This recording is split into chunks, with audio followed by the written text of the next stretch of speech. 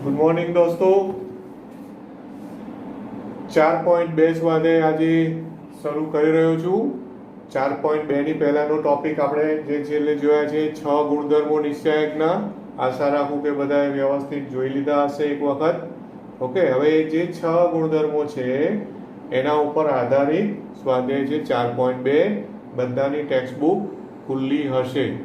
બધાની text book ખુલ્લી હશે તો કયો દાખલો ચાલે છે, શું ચાલે છે ખ્યાલ આવશે. ઓકે, બધા દાખલાની હું આમાંથી સિલેક્ટિવ દાખલાઓ તમને બતાવું છું. એમાંથી શરૂઆત કરું એક સિમ્પલ દાખલાઓથી.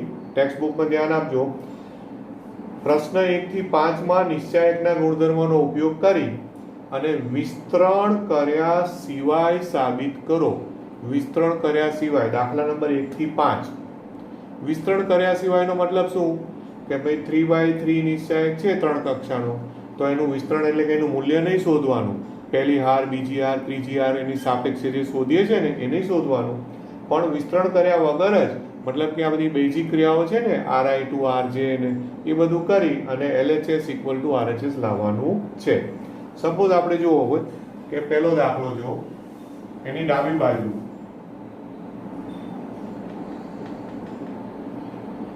રકમમાં ડાબી બાજુ છે.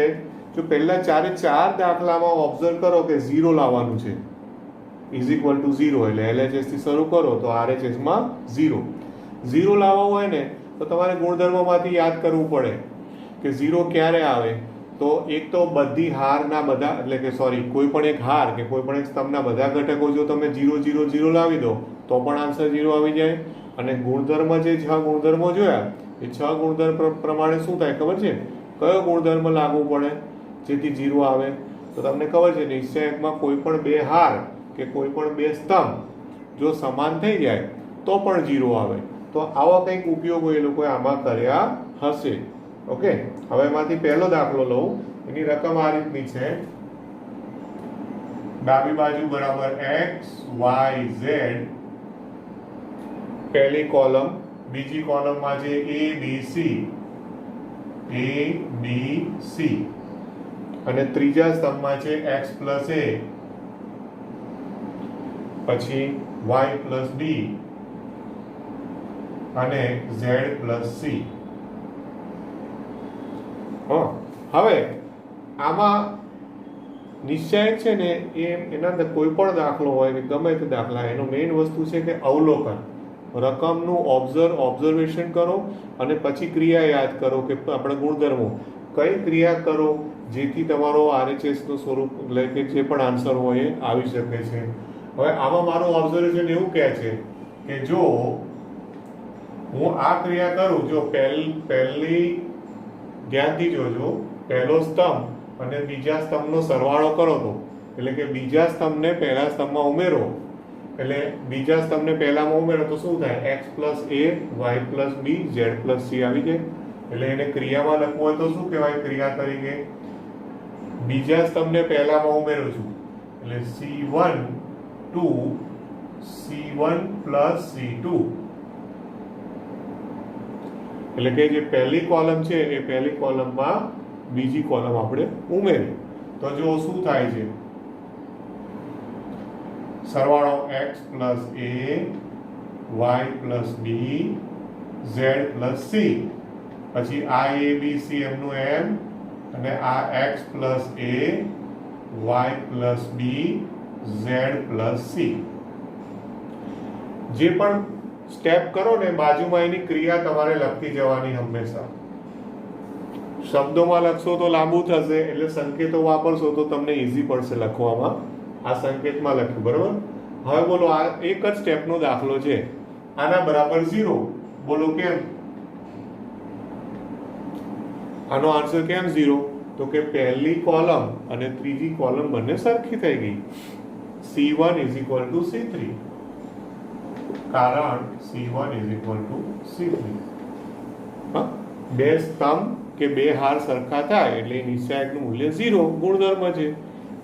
હા, ગુણધર્મ આવે તો કયા ગુણધર્મ નંબર છે એવું કશું બ્રેકેટમાં લખવાની જરૂર નથી કે ભાઈ ગુણધર્મ નંબર 2 નો ઉપયોગ થયો કે ગુણધર્મ નંબર 5 નો ઉપયોગ થયો, એવું કૌંસમાં રીઝન બતાવવાની જરૂર નથી. ઓકે, આપણે ગુણધર્મનો ઉપયોગ કર્યો બસ, અને ઇઝ ઇક્વલ ટુ 0 થઈ ગયો આન્સર RHS. બરોબર.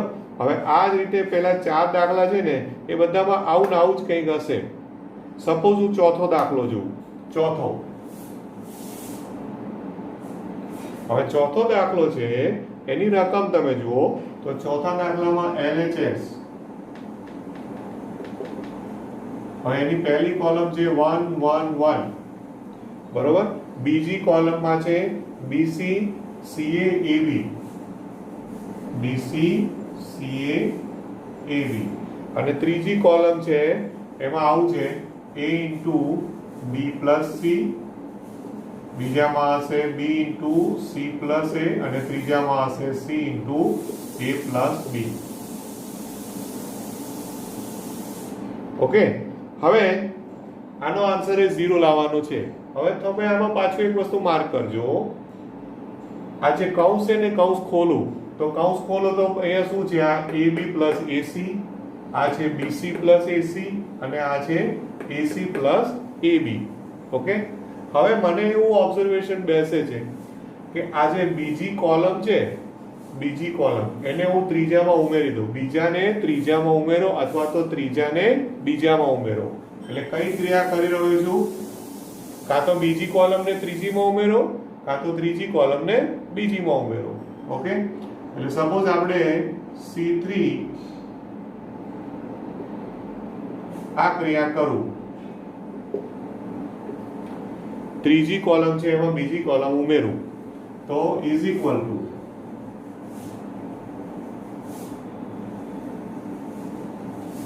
1 1 1 BC CA AB.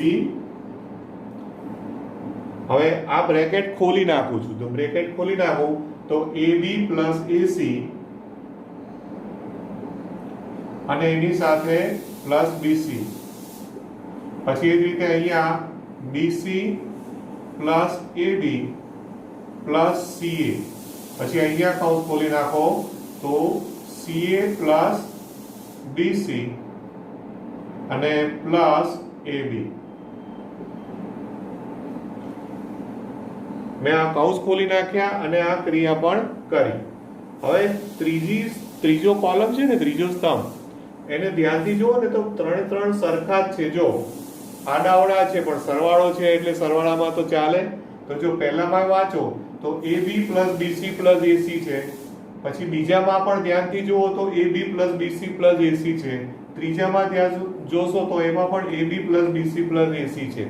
એટલે હું શું કરું? ત્રીજી કોલમમાંથી AB plus BC plus AC સામાન્ય લઈ લઉં. તો નિશ્ચાયકની બહાર મૂકી દો common, AB plus BC plus AC સામાન્ય લઈ લો. હવે અંદર શું વધ્યું? 1 1 1, પછી BC CA AB, અને અહીંયા પણ 1 1 1. ઓકે, હવે શું ક્રિયા કરી છે તો એને તમે શબ્દોમાં લખી શકો. શબ્દોમાં લખવું હોય તો શું લખાય? તો શબ્દોમાં થોડું લાંબુ લખવું પડશે કે ત્રીજી કોલમ એટલે કે ત્રીજા સ્તંભમાંથી AB plus BC plus AC સામાન્ય લેતા. પણ જ્યારે આવું સામાન્ય લો ને તો એને બીજી રીતે સંકેતમાં પણ લખી શકાય. એ ઈઝી પડશે. જો કોમન લો ને તો કોમન લો એટલે હંમેશા એને આ રીતે લખજો, અને ત્યાંથી બધી ક્રિયાઓને સમજ્યા હો ને, ગુણધર્મો, તો વિચારજો જાતે કે ભાઈ આ સંકેત કેવી રીતે આવ્યો છે. જોજો, સંકેતમાં લખું છું C3 બ્રેકેટમાં 1 upon AB plus BC plus AC.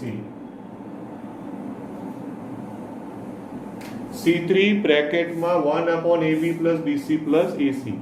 આનો મતલબ એવો થાય છે શબ્દોમાં કે ત્રીજા સ્તંભમાંથી AB plus BC plus AC સામાન્ય કાઢતા.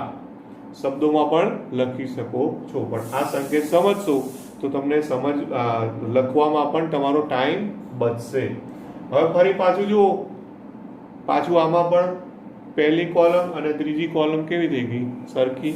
C1 બરાબર C3 આવ્યું. ફરી પાછું, મતલબ આન્સર શું થઈ ગયો? Is equal two 0. Is equal two 0. કારણમાં શું લખશો? તો કે ભાઈ C1 is equal two C3. બરોબર? તો આ રીતના પહેલા 4 દાખલાઓ નહીં પણ પહેલા 5 દાખલાઓ આ રીતના છે. ઓકે, હવે એનો પાંચમો દાખલો જે છે, પાંચમો, એમાં 0 નથી લાવવાનો, પણ વિસ્તરણ કર્યા વગર જ ડાબી બાજુ લાવવાની છે. હવે પાંચમો દાખલો લઉં છું. તો પાંચમાની ડાબી બાજુ જુઓ. પાંચમાની ડાબી બાજુ આવી છે. એની પહેલી કોલમ છે B plus C, C plus A plus B.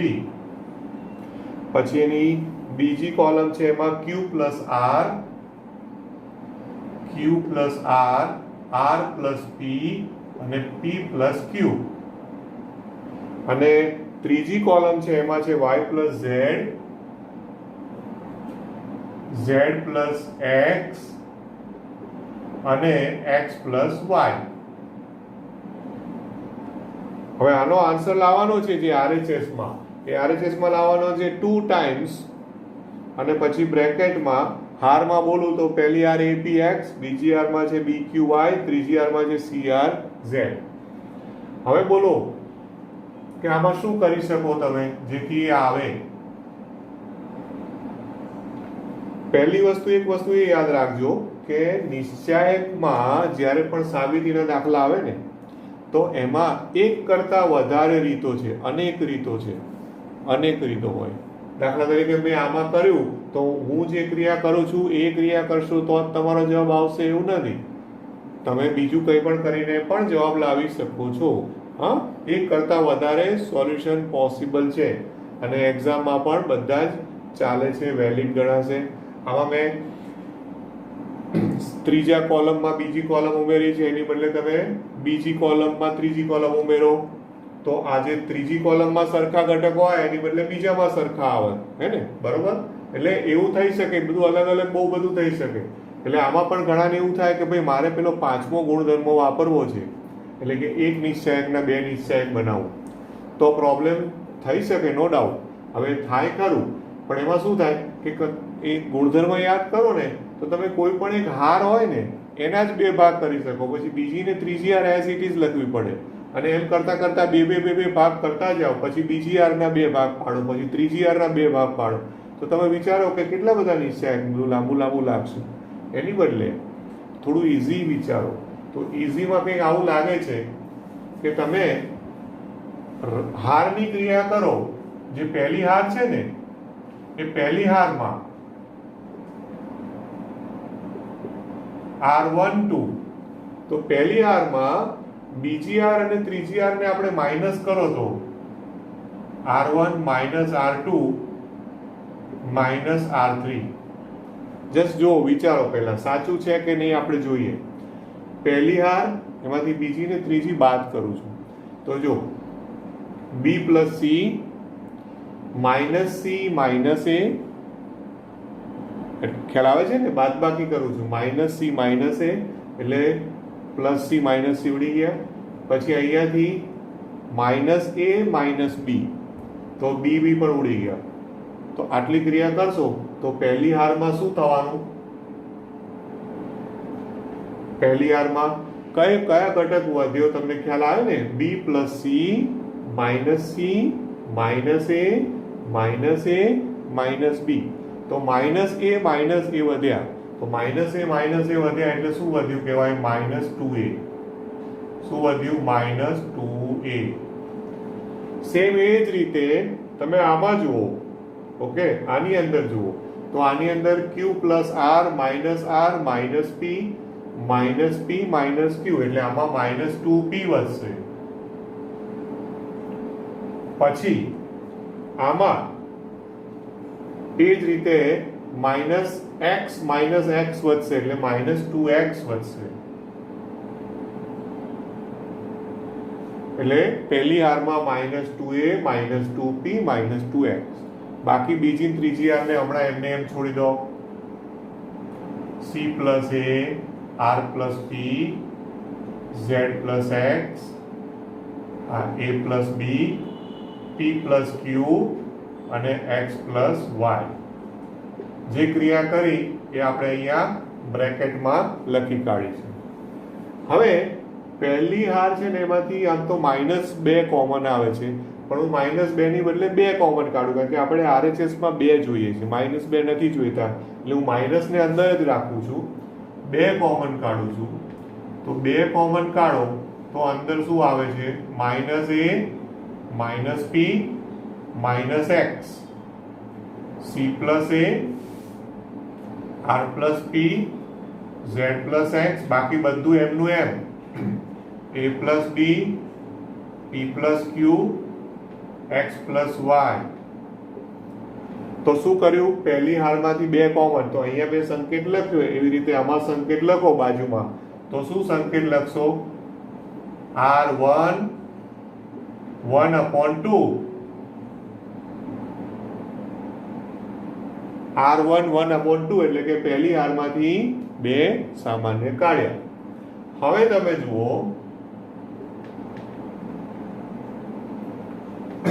હવે આ માઇનસ એ છે, તો માઇનસ એને આમાં પહેલી હારને બીજી હારમાં ઉમેરો, પહેલી હારને બીજી હારમાં ઉમેરો. હવે પહેલી હારને બીજી હારમાં ઉમેરો એટલે શું થશે? -a + a ઉડી જાય, -b + p અને -x + x ઉડી જાય. ઓકે, તો આપણે એ ક્રિયા કરી શકીએ. અને એ જ રીતે પહેલી હારને ત્રીજામાં ઉમેરો, તો આમાંથી પણ -a + a p અને x ઉડી જાય. તમે એક સ્ટેપમાં એક સાથે, મેં પહેલા એકવાર બોલેલો છું, ફરીવાર કહું છું, તમે એક સ્ટેપમાં એક સાથે વધુમાં વધુ કેટલી ક્રિયાઓ કરી શકો છો? 2 બેઝિક ક્રિયાઓ તમે એક સાથે કરી શકો છો. હવે એ 2 બેઝિક ક્રિયાઓ કરવી હોય તો એનો રૂલ એવો છે કે બંને ક્રિયાઓ કાં તો હારની લેવી પડે અથવા બંને ક્રિયાઓ સ્તંભની લેવી પડે. એક હારની અને એક સ્તંભની તમે એક જ સ્ટેપમાં એક સાથે ક્રિયા કરી શકતા નથી. હું આમાં એક સાથે 2 ક્રિયાઓ હારની કરું છું, તો કઈ ક્રિયા મેં કરી કહેવાય? બોલો. પહેલી હારને બીજી હારમાં ઉમેરું છું, એટલે r2 છે, r2, તો r2 માં r2 + r1, એટલે r2 બીજી હારમાં પહેલી હાર ઉમેરી, પછી એ જ રીતે ત્રીજી હાર છે, તો ત્રીજી હારમાં પણ પહેલી હાર ઉમેરું છું. ઓકે, 2 ક્રિયાઓ એક સાથે કરું છું. તો હવે જુઓ, અહીંયા આ પહેલી હારમાં કોઈ ફેરફાર થવાનો નથી. અહીંયા a p અને x ઉડી ગયા, એટલે શું વધ્યું? c, પછી અહીંથી વધ્યું r, અહીંથી વધ્યું z. આમાંથી પણ a p અને x ઉડી જાય તો શું વધ્યું? b, q અને y. બરોબર? હવે જો ઓલમોસ્ટ તમે જો RHS છે ને, તો RHS ની ઓલમોસ્ટ નજીક છે, પણ ધ્યાનથી જોશો તો પહેલી હારમાં -a -p -x છે, પણ આપણે માઇનસ નથી જોઈતા, તો હું પહેલા એ માઇનસ કોમન કાઢી લઉં. હવે એ માઇનસ કોમન કાઢી લઉં, માઇનસ કોમન કાઢ્યા એટલે હવે અંદર શું આવ્યું? apx, પછી crz અને bqy. માઇનસ કોમન કાઢ્યા એટલે એકચ્યુઅલી -1 કોમન કાઢ્યા કહેવાય. કઈ હારમાંથી? પહેલી હારમાંથી. એટલે બ્રેકેટમાં લખવું હોય તો r1 1/-1 કહેવાય. આમ અહીંયા જે 2 કોમન કાઢે તો 1/2 લખ્યું ને, એવી રીતે. હવે જુઓ RHS જોજો, ટેક્સ્ટ બુક બધાની ખુલ્લી હોવી જોઈએ. RHS માં પહેલી હાર છે apx, તો apx આવી ગઈ. બીજી હાર ને ત્રીજી હાર ધ્યાનથી જુઓ, તો આપણે અહીંયા એવું થયું છે કે જે બીજી હાર જોઈએ છે એ ત્રીજી હાર છે, અને જે ત્રીજી જોઈએ છે એ બીજી છે. ધ્યાનથી જુઓ રકમમાં RHS. તો મારે હવે શું કરવાનું છે? બીજી અને ત્રીજી હારની અદલા બદલી. હવે ગુણધર્મ શું કહે છે કે જ્યારે પણ તમે કોઈ પણ 2 હાર કે કોઈ પણ 2 સ્તંભની અદલા બદલી કરો તો શું થાય છે? નિશ્ચાયકનું મૂલ્ય ઋણ બને છે. ઋણ એટલે કે મૂળ નિશ્ચાયકની વિરોધી સંખ્યા. તો અહીંયા આગળ -2 છે, તો અદલા બદલી કરશો તો માઇનસનું શું થઈ જશે? પ્લસ થઈ જશે. RHS આવી ગયું. એટલે is equal two 2 times, minus નીકાળી દીધા છે મેં, apx બીજી ને ત્રીજી આર ની અદલા બદલી BQY અને CRZ બરોબર છે. કઈ ક્રિયા કરી છે? ક્રિયા અહીંયા બાજુમાં લખો. કઈ ક્રિયા થઈ છે? બીજી અને ત્રીજી આર ની અદલા બદલી, એટલે R2 અને R3 ની અદલા બદલી. એટલે અહીંયા તમારે ડબલ એરો કરવાના. આ ડબલ એરો R2 અને R3 ની અદલા બદલી કરી એટલે ગુણધર્મ મુજબ બાર માઇનસ થાય એટલે -2 નું +2 થઈ ગયું. હવે જુઓ ટેક્સ્ટબુકમાં RHS આવી ગઈ છે =RHS. ખબર પડી ને? હવે એક વસ્તુ યાદ રાખજો કે મેં જ્યારે પણ આ પ્રીમિયર તરીકે મૂક્યું હોય ને યુટ્યુબમાં, તો પ્રીમિયર મૂક્યું હોય તો એ પ્રીમિયર મૂકવાનો ફાયદો શું છે કે એક તો એક્ઝેક્ટ એ ટાઈમે સ્ટાર્ટ થાય છે અને એ ડ્યુરિંગ એ જે આપણું લાઈવ સેશન ચાલતું હોય ને રેકોર્ડિંગ તમે વાંચતા હો એ વખતે નીચે કોમેન્ટ કરી શકો છો. બરોબર? તમે મને હાજરી પુરાવો છો ગુડ મોર્નિંગ તરીકે, એવી રીતે જો તમને સમજણ પડી કે નહીં એની પણ તમે કોમેન્ટ કરશો તો મને ગમશે. તમને કોઈ સજેશન લાગતું હોય કંઈ સુધારો વધારો કરવા જેવું કે ભાઈ ના આને બદલે આવું કરો તો સારું, તો એ પણ તમે કહેજો. અત્યારે મારી પાસે જે પણ સગવડ છે એ પ્રમાણે મેં સ્ટાર્ટ કર્યું છે. ઓકે, તમને કોમેન્ટ્સમાં સમજણ પડી તો પણ કહી શકો છો, ના પડી હોય તો કયા સ્ટેપમાં નથી પડી એ પણ તમે ત્યાં લખી શકો છો કે ભાઈ આ સ્ટેપમાં સમજણ નથી પડી તો હું તમને સમજાવું. બરોબર છે? એ જ વખતે ના સમજાવી શકું પણ ફરીવારના પહેલાં કોઈ પણ સેશનમાં હું તમને એક્સપ્લેન કરી શકું. એટલે એ પણ તમે કરજો. ખાલી ગુડ મોર્નિંગ સર માટે જ આપણે લાઈવ ચેટ કરતા નથી. બરોબર? ઓકે, થઈ ગયું RHS. હવે ત્યાર પછી દાખલા નંબર 6 થી 14 એમાં એવું લખ્યું છે કે નિશ્ચાયકના ગુણધર્મોનો ઉપયોગ કરીને સાબિત કરો. એટલે એમાં પણ ટૂંકમાં આ રીતે ગુણધર્મો તો વાપરવાના જ છે, પણ હવે એમાં તમે વિસ્તરણ કરી શકો છો. મતલબ કે તમે એક ગુણધર્મ વાપરો અને પછી કોઈ એક સ્ટેપ એવું આવે કે ભાઈ હવે આનું સાદુરૂપ એટલે કે વિસ્તરણ કરી કાઢો. આ બધામાં તમે જુઓ કે ક્યાંય વિસ્તરણ થયું જ નથી, સીધો LHS પરથી RHS આવી ગયો. બરોબર? હવે વિસ્તરણ કરવાની છૂટ. હવે સપોઝ હું છઠ્ઠો દાખલો લઉં. હા, છઠ્ઠો દાખલો છે ને એ એકચ્યુઅલી આ બધા ઘણા બધા તો MCQ છે. આ શરૂઆતનું છે ને આ આપણે MCQ છે, પહેલો ચોથો MCQ બધા MCQ માં આવે. આ હજુ 2 માર્ક્સમાં પૂછાય. છઠ્ઠો ફરી પાછો MCQ જ છે. હા, એક્ઝામમાં પૂછાય તો ખાલી 0 ની બદલે ડેશ કે એનું મૂલ્ય આટલું આવે એવું કંઈક આપી દે. ઓકે, હવે સપોઝ એની ડાબી બાજુ જે છે એ ડાબી બાજુને આપણે ડેલ્ટા તરીકે લઈ લો. નિશ્ચાયકનો સંકેત શું છે? ડેલ્ટા. LHS delta. અને ડેલ્ટા તરીકે જે પણ રકમ આપી છે રકમ લખું તો 0A - B પછી -A 0C -C છે અને BC0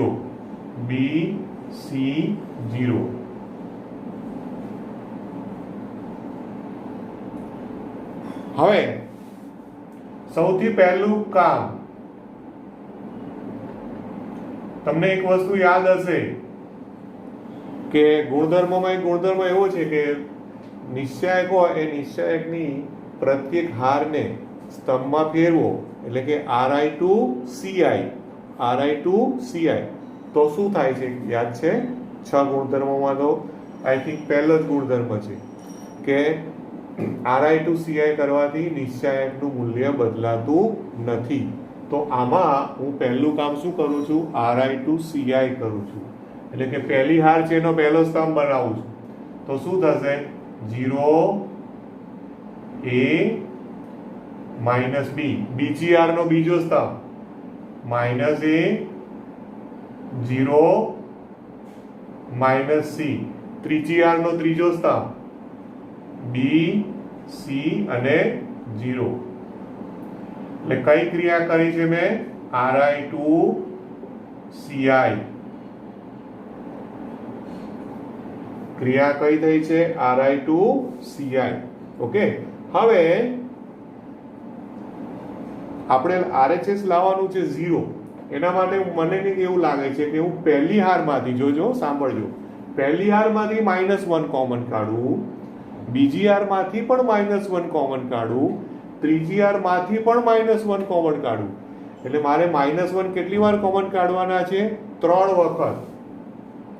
ધ્યાનથી જોજો કેમ આવું કરું છું એ. 3 વખત -1 કોમન કાઢું છું. હવે અંદર શું થાય છે જોજો. પહેલી હારમાંથી માઇનસ ગયા એટલે 0 a -b, પછી -a 0 -c અને b c 0. અહીંયા બ્રેકેટમાં શું લખશો?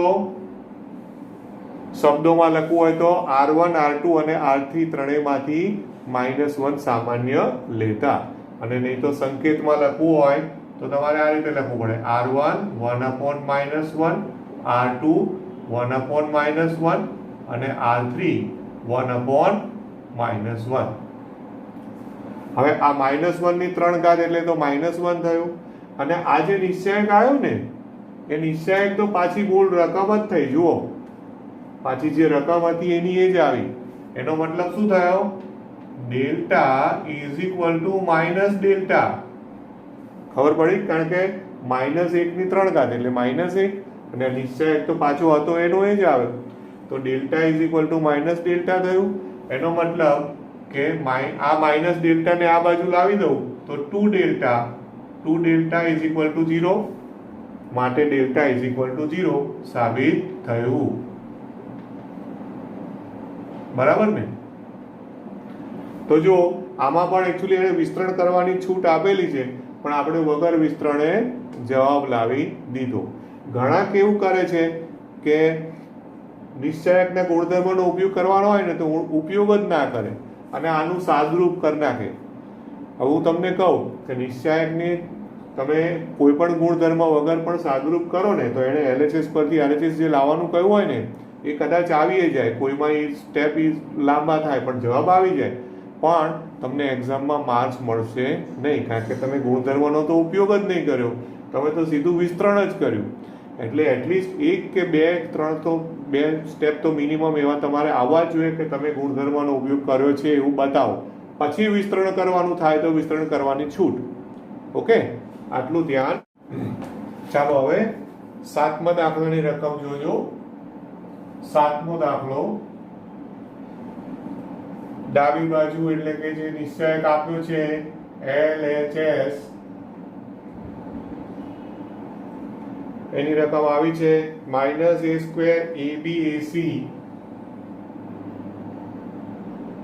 ABAC. બીજી હારમાં છે BA -b² BC, BA -b² BC, અને ત્રીજી હારમાં છે CA CB -c², CA CB -c². હવે આમાં જમણી બાજુ લાવવાનું છે 4a² b² c².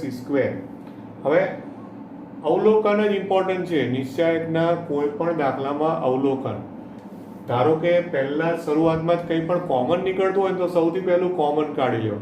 આમાં મને દેખાય છે કે પહેલી હારમાં A કોમન છે, બીજી હારમાં B કોમન છે, ત્રીજી હારમાં C કોમન છે.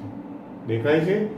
એ જ રીતે પહેલી હારની બદલે પહેલા સ્તંભમાં પણ A છે, બીજા સ્તંભમાં પણ B છે અને ત્રીજા સ્તંભમાં C. એટલે કોઈ પણ હારમાંથી અથવા સ્તંભમાંથી એ રીતે કોમન કાઢું.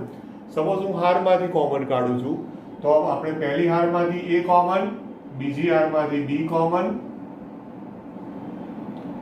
અને ત્રીજી હારમાંથી C કોમન, એટલે ABC કોમન થઈ ગયા. એટલે હવે અંદર જો પહેલી હારમાંથી A કોમન એટલે અંદર શું આવે છે? હવે -a B અને C.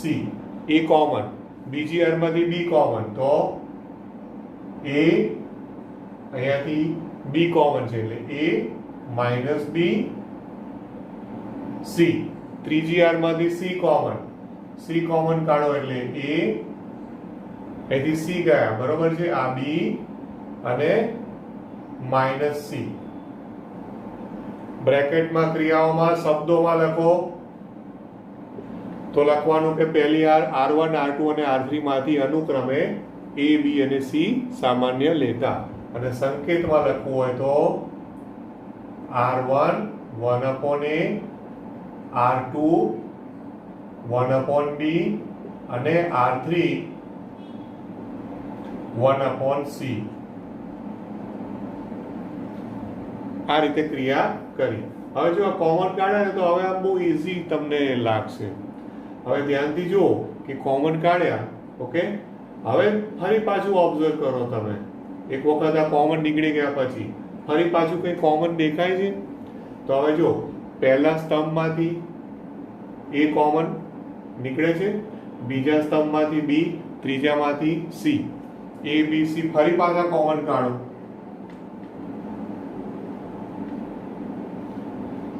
પહેલી કોલમમાંથી એ કોમન છે એટલે અહીંયા -1 1 1. પછી બીજામાંથી બી કોમન છે એટલે 1 -1 1. ત્રીજામાંથી સી કોમન છે એટલે 1 1 -1. હવે બ્રેકેટમાં શું લખવાનું છે તમને ખ્યાલ છે. C1 1/A, C2 1/B અને C3 1/C. હવે કોમન કાઢ્યા એ બાર લખો એટલે એકચુઅલમાં શું થશે અહીંયા ખબર છે ને, આ થશે A² B² C². કેમ? કારણ કે ABC તો ઓલરેડી હતા, ફરી વાર ABC કોમન કાઢ્યા એટલે બીજી વાર ABC બહાર આવ્યા એટલે શું થયું? A² B² C². બરોબર. હવે આપણે RHS માં જોઈએ છે 4A² B² C². એટલે હવે ટૂંકમાં આનું વિસ્તરણ કરો તો કેટલો જવાબ આવતો હશે? 4. હવે તમે હવે ડાયરેક્ટ વિસ્તરણ કરવું હોય ને તો કરી શકો છો, કારણ કે તમે ઓલરેડી એક બે વાર ગુણધર્મોનો ઉપયોગ કર્યો. હા, અને હજુ વધારે થોડું સરળ બનાવવું હોય, હજુ વધારે આમાં હું 0 લાવી શકું છું. તો 0 લાવવું હોય તો હું એવું કરી શકું છું કે ભાઈ જો R1 નું R1 plus R2 કરું અને R2 છે એનું R2 plus R3 કરું. આ બે ક્રિયાઓ કરો તો બધા જો કેટલા બધા 0 આવી જશે. પહેલી હાર ને બીજી હારમાં સરવાળો કરો, બીજી હાર ને ત્રીજી હારમાં સરવાળો, એક સાથે બે ક્રિયાઓ. તો is equal two A² B² C². પછી અંદર આવશે હવે પહેલી ને બીજી નો સરવાળો, બીજી હાર ને પહેલામાં ઉમેરવાનું છે એટલે અહીંયા 0, આ 0 અને 2.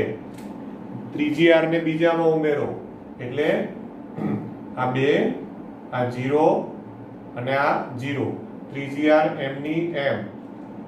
હવે જો આ ક્રિયા કરવી હોય, હવે તમે જુઓ કે આનું વિસ્તરણ કરો કેટલું ઈઝી થઈ જાય કે નહીં? બરોબર. હવે આનું વિસ્તરણ કરીએ તો is equal two A² B² C² ગુણ્યા, હવે પહેલી હારની સાપેક્ષે જ કરી નાખું તો પહેલી હારની સાપેક્ષે કરું તો તમને યાદ છે ને પ્લસ માઇનસ પ્લસ નિશાનીઓ, પણ એમાં પહેલા બે તો 0 છે એટલે તો લખવાના જ નહીં. ડાયરેક્ટ સીધું કયું ઘટક લખવાનું? 2 વાળું. તો +2, કારણ કે 2 ની આગળ નિશાની પ્લસ આવશે, એના હાર અને સ્તંભ કાઢી નાખો અને આ જે 2/2 નિશ્ચયક છે એનો ચોકડી ગુણાકાર, તો 2 × 2 બરોબર એટલે 2 - 0. તો આ કેટલા થયા? 2 દુ 4 આવી ગયા એટલે is equal two 4A² B² C² RHS સાબિત થયું. એટલે જેટલા પણ તમને ગુણધર્મો અને ક્રિયાઓ પરફેક્ટ આવડતી હશે ને એટલું તમારા માટે ઈઝી પડશે. હવે જો નેક્સ્ટ દાખલો લઉં છું, 8માનો બીજો દાખલો. 8માનો સેકન્ડ દાખલો છે. પહેલો બીજો 8માં બંને સરખા જ છે, એમાંથી હું બીજો દાખલો લઉં છું. એની લેફ્ટ હેન્ડ સાઈડ તો એની રકમ આવી છે 1 1 1. બીજી આરમાં છે ABC અને ત્રીજી આરમાં છે A³ B³ C³ a cube b cube c cube. હવે RHS માં જે લાવવાના છે અવયવો, હવે એ અવયવો છે a minus B, B minus C, C minus A અને a plus B plus C, આટલું મારે લાવવાનું છે. તો હું પહેલા આમાં a minus B, B minus C ને એવું જ શોધું કે બાદબાકીથી આવી જાય એવું છે.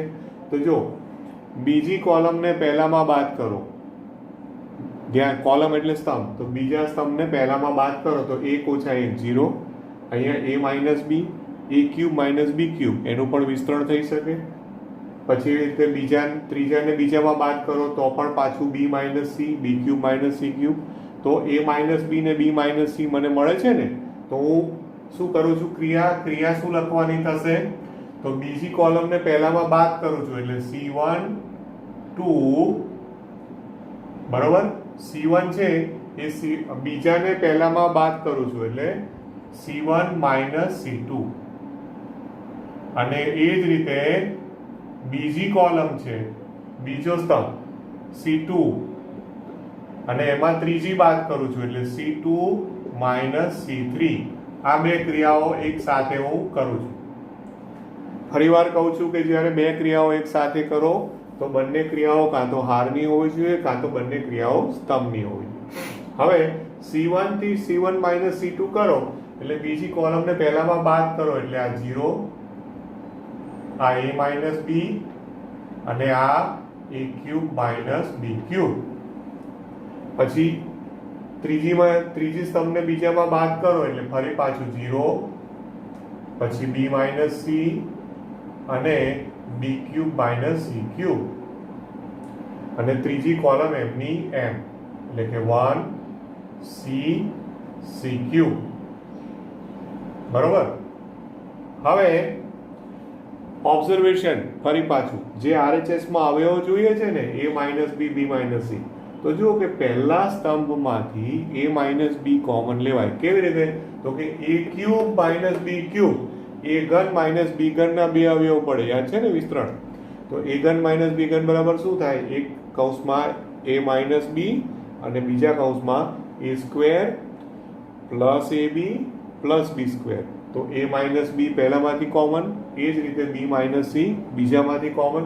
તો બે હું કોમન કાઢી લઉં એટલે કોમન શું આવશે, તો કે ભાઈ a માઇનસ બી અને b માઇનસ સી કોમન. હવે કોમન કાઢો પછી અંદર શું વધ્યું, તો કે ભાઈ જો 0 1. હવે આમાંથી a માઇનસ બી ગયો એટલે કયો અવયવ અહીંયા વધ્યો છે, બીજો અવયવ હતો ને a square plus a b plus b square વધ્યું. પછી અહીંયા 0 બી માઇનસ સી કોમન થઈ ગયા, બી ક્યુબ માઇનસ સી ક્યુબ માંથી પણ બી માઇનસ સી બહાર આવી ગયા એટલે અંદર વધ્યું B square plus B C plus C square. અને ત્રીજી કોલમ એમની એમ 1 સી સી ક્યુબ. બ્રેકેટમાં હવે તમને ખબર છે શું લખવાનું છે, પહેલી કોલમ બીજી કોલમમાંથી કોમન કાઢ્યું c1 1 upon a minus b અને c2 1 upon b minus c. બરોબર. હવે એ કોમન કાઢ્યા પછી બે 0 તો ઓલરેડી થઈ ગયા, તો બે 0 થઈ ગયા હોય તો તમે એનું વિસ્તરણ કરી શકો. બરોબર.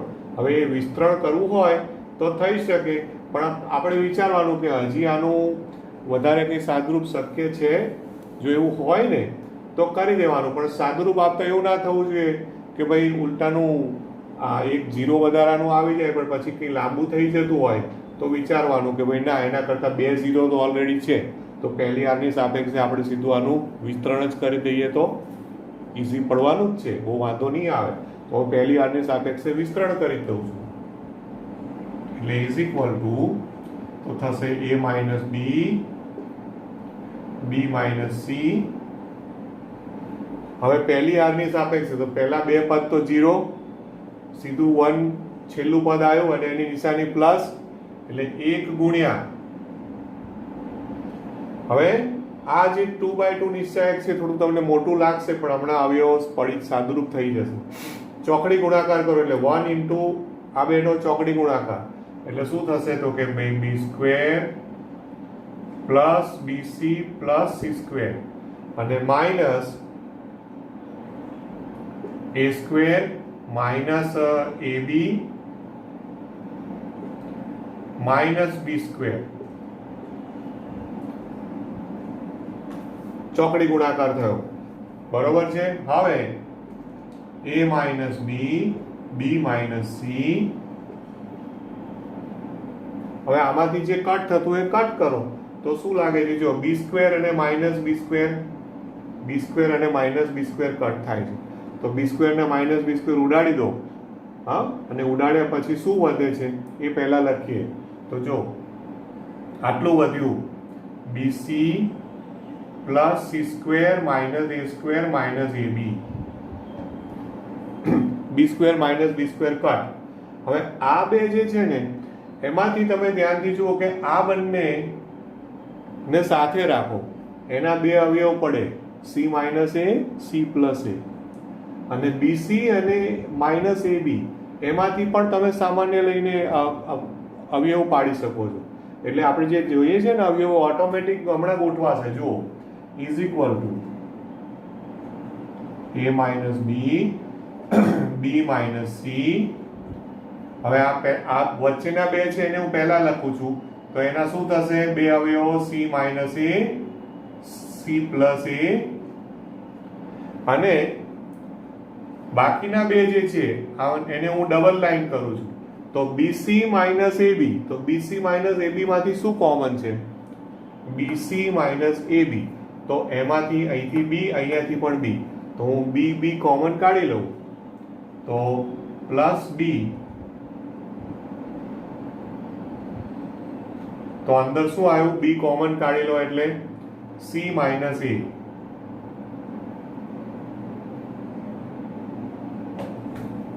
ખબર પડે છે ને?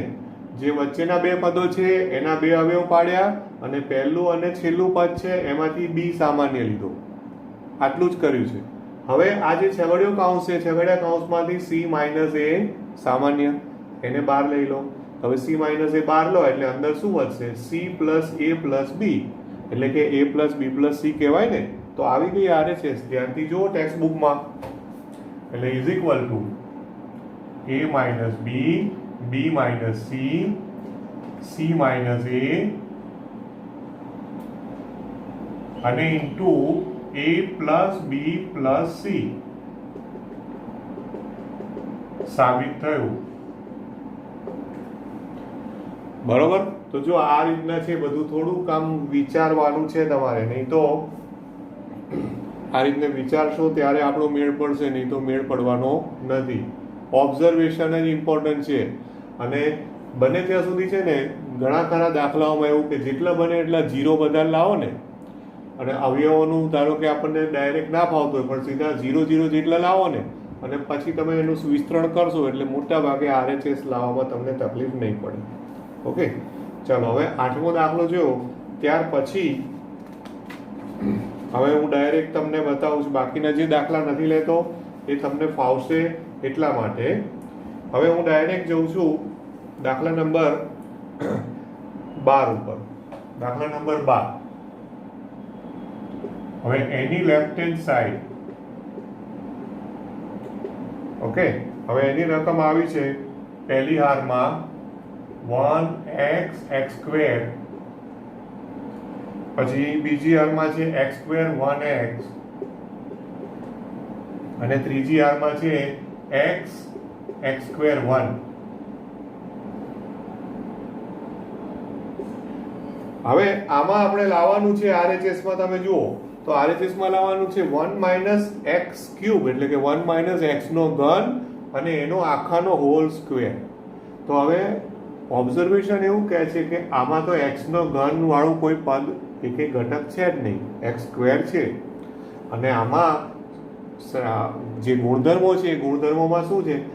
હારને એક હારને બીજી હારમાં ઉમેરવાનું, સ્તંભને ઉમેરવાનું, એટલે ઉમેરવાનું એટલે સરવાળો, ગુણાકાર તો થતા જ નથી. તો મારે ઘન એટલે કે ક્યુબ લાવવો કેવી રીતે? તો એના માટે મને આવું લાગે છે, ધ્યાનથી જોજો. માની લો કે હું આવું એક કામ કરું છું. પહેલી હાર છે ને R1, તો પહેલી હારમાં R1 plus minus x R2. હવે આવું તો આપણે દોડવી જોઈશે કે ભાઈ આવું કેમ કરવું પડ્યું. તો જો બીજી હારને કેટલા વડે ગુણું છું? માઇનસ એક્સ વડે. એટલે જો અહીંયા માઇનસ એક્સ વડે ગુણો એટલે અહીંયા એક્સ સ્ક્વેર છે, તો એક્સ સ્ક્વેરને માઇનસ એક્સ વડે ગુણો એટલે માઇનસ એક્સ ક્યુબ થઈ જાય. એને એકમાં ઉમેરો એટલે 1 માઇનસ એક્સ ક્યુબ આવે ને. તો આપણો પર્પઝ હતો કે 1 માઇનસ એક્સ ક્યુબ લાવો, કારણ કે RHSમાં જોઈએ છે. પછી બીજું જે થતું હોય. હવે સેમ એ જ રીતે બીજી ક્રિયા પણ એક સાથે જ કરી દઉં છું. તથા જેવું આ કર્યું ને એ જ રીતે બીજા હારમાંય કરી દઉં છું. R2 તો એમાં R2 plus minus x R3 આ બે ક્રિયાઓ કરું છું. R2 થી R2 plus minus x R3 આટલી ક્રિયાઓ કરી દઉં છું. હવે એ બે ક્રિયાઓ હું એક સાથે આમાં તમને બતાવું તો ઇઝ ઇક્વલ ટુ, જો પહેલામાં બીજી આરને માઇનસ એક્સ વડે ગુણીને ઉમેરો છે એટલે અહીંયા 1 માઇનસ એક્સ ક્યુબ. પછી અહીંયા શું થશે? આ x minus x square, sorry x minus x એટલે 0 થઈ ગયું એકચ્યુઅલી, એક્સ માઇનસ એક્સ. પછી અહીંયા થશે x square minus x square. તો આ તો ફાયદો થયો કારણ કે 1 માઇનસ એક્સ ક્યુબ તો આવ્યું, પણ અહીંયા એક્સ માઇનસ એક્સ એટલે ઉડી ગયા 0, x square minus x square 0. તો સેમ વસ્તુ બીજી આરમાં પણ થતી જશે. હવે આને ત્રીજી આરને માઇનસ એક્સ વડે ગુણીને બીજામાં ઉમેરો છો એટલે અહીંયા પણ આ પણ તમારું x square minus x square જ થવાનું. પછી આ થઈ જશે 1 માઇનસ એક્સ ક્યુબ અને અહીંયા થશે એક્સ માઇનસ એક્સ. તો આપણું કામ એકદમ સરળ થયું. જુઓ શું આવ્યું, ધ્યાનથી જુઓ. તો કે આ થયું 1 માઇનસ એક્સ ક્યુબ 0 0, પછી 0 1 minus x cube 0 x x square 1. ઘણા બધા 0 આવી ગયા. હજી બીજો એક સાદુરૂપ આપતા પહેલા એક ફાયદો છે કે પહેલી હાર અને બીજી હારમાંથી 1 માઇનસ એક્સ ક્યુબ કોમન લઈ લો. એટલે બે વાર કોમન લો છો એટલે 1 માઇનસ એક્સ ક્યુબ નો હોલ સ્ક્વેર કોમન લઈએ. તો હવે અંદર શું આવશે કોમન લીધા પછી? તો અહીંયા 1 0 0 0 1 0 અને એક્સ એક્સ સ્ક્વેર 1 આટલું થયું. કોમન લીધા બ્રેકેટમાં લખી નાખજો અહીંયા શું કોમન લીધું છે. હા, એ તમારે તમારી રીતે, ત્યારે હું ત્યાં લખતો નથી, જગ્યા નથી માટે. અને હવે RHS જુઓ તો RHS જોઈતી હતી ને એ તો બહાર આવી ગઈ છે. એનો મતલબ કે આ નિશ્ચાયકનું વિસ્તરણ હવે તમે જાતે કરશો તો એનો આન્સર ખાલી એક જ આવશે 1, કારણ કે ઓલરેડી RHS તો બહાર આવેલી જ છે. હા, એટલે અત્યારે હું વિસ્તરણ બતાવતો નથી. Whole square is equal two આ ગુણ્યા 1 જ થવાનું RHS.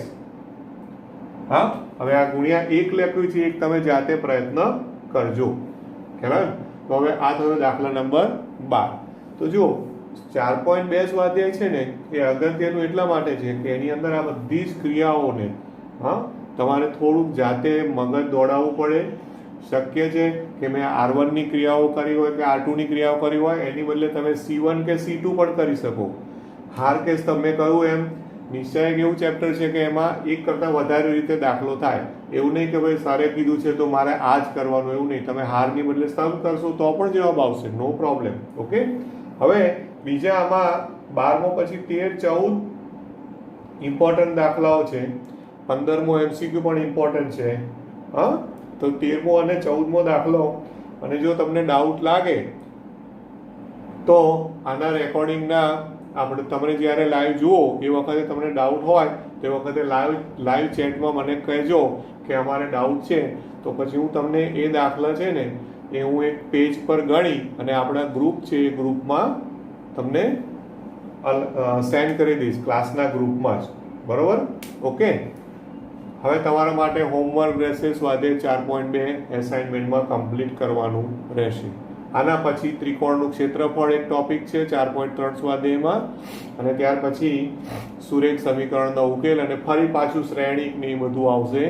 એટલે ફરીથી આમાં શ્રેણિકનો ઉપયોગ આવશે. Okay, thank you.